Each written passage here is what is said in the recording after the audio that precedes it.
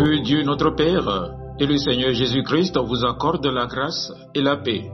Amen. Le texte biblique de ce mardi 3 mars 2026 est tiré de l'Évangile selon Jean, chapitre 10, les 6 premiers versets. Le thème qui nous conduit est le suivant: Fais confiance au Seigneur le bon berger et la porte du salut. Prions. Seigneur notre Dieu, nous nous approchons de ta parole avec humilité. Ouvre nos cœurs et nos esprits afin que nous reconnaissions la voix du bon berger. Parle-nous, éclaire-nous et conduis-nous dans ta vérité. Amen. En vérité, je vous le dis, celui qui n'entre pas par la porte dans la bergerie, mais qui y monte par ailleurs, est un voleur et un brigand. Mais celui qui entre par la porte est le berger des brebis. Le portier lui ouvre et les brebis entendent sa voix. Il appelle par leur nom les brebis qui lui appartiennent et il les conduit dehors. Lorsqu'il a fait sortir toutes ses propres brebis, il marche devant elles et les brebis le suivent parce qu'elles connaissent sa voix. Elles ne suivront point un étranger, mais elles fuiront loin de lui parce qu'elles ne connaissent pas la voix des étrangers. Jésus leur dit cette parabole, mais ils ne comprirent pas de quoi il leur parlait. Amen. Bien-aimés dans le Seigneur, nous vivons dans un monde rempli de voix. Chaque jour, nous entendons des conseils, des opinions, des promesses, des pressions. Certaines voix nous encouragent, d'autres nous troublent. Certaines nous rapprochent de Dieu, d'autres nous en éloignent sans que nous nous en rendions compte. Dans l'Évangile, selon Jean, au chapitre 10, les 6 premiers versets, Jésus nous donne une image simple mais puissante, celle du berger et des brebis.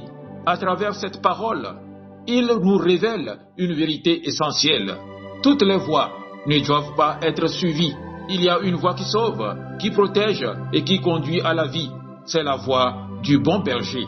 Jésus dit que le vrai berger entre par la porte. Il appelle ses brebis par leur nom. Il les conduit dehors et il marche devant elles. Cette image est complètement rassurante. Le bon berger connaît chacune de ses brebis personnellement. Il ne les considère pas comme un troupeau anonyme.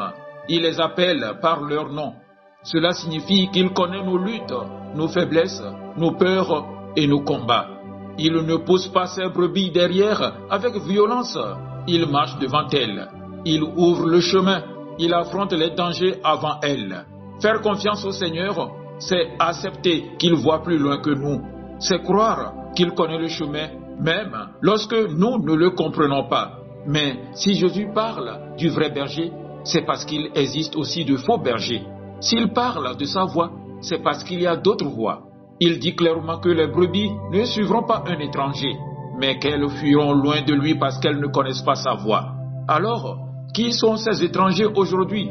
Les étrangers sont toutes les influences qui cherchent à prendre la place du berger dans notre vie. Il y a d'abord les faux enseignements.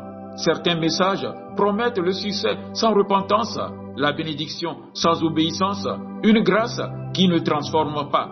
Tout enseignement qui diminue la personne de Jésus ou qui modifie l'Évangile est une voie étrangère. Si Christ n'est plus au centre, ce n'est plus la voie du berger. Il y a aussi des leaders motivés par l'intérêt personnel. Certaines personnes utilisent le nom de Dieu pour manipuler, contrôler ou s'enrichir. Le vrai berger conduit vers Dieu. Le faux attire vers lui-même. Le bon berger donne sa vie pour les brebis. Le voleur se sert des brebis pour sa propre vie. Mais les voix étrangères ne viennent pas seulement du domaine religieux.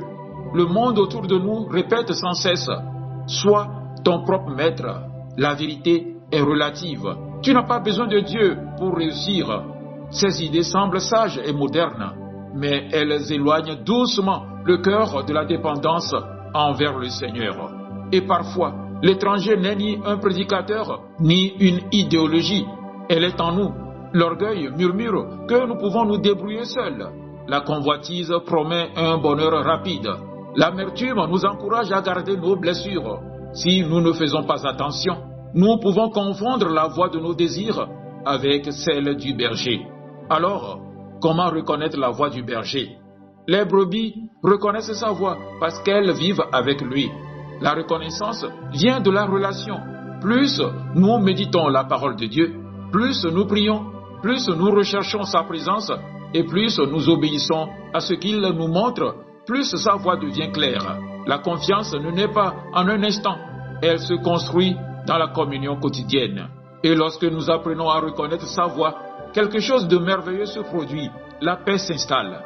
Le texte dit que le berger marche devant les brebis. Cela signifie qu'il connaît les dangers avant nous, il prépare le chemin.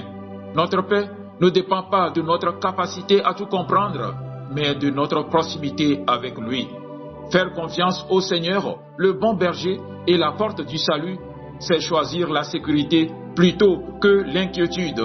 C'est choisir l'obéissance plutôt que l'orgueil.